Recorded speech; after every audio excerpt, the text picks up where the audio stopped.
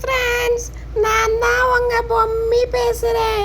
இன்னைக்கு நாம் என்ன பார்க்க போகிறோன்னா, காட்டுக்குள்ளே இருக்க ரெண்டு மரங்க பேசுகிறத தான் நாம் இன்னைக்கு பார்க்க போகிறோம்.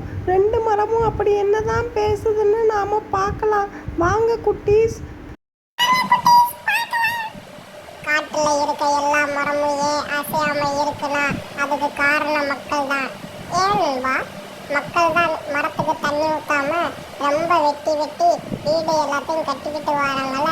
கொஞ்ச நாச்சு யோசிச்சு நமக்கு தண்ணி ஊத்த நம்ம காத்தடிப்போம்ல. ஆமா நண்பா, அதுவும் உண்மைதான். நண்பா.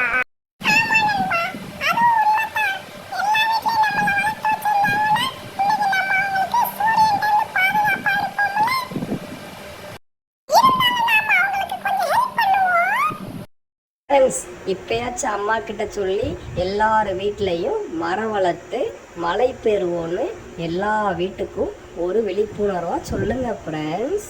நானும் போய் எங்கள் வீட்டில் போய் மரம் வைக்க போகிறேன். நான் மழை வச்சு மழை வரும்னு வேண்டிக்கிறேன்.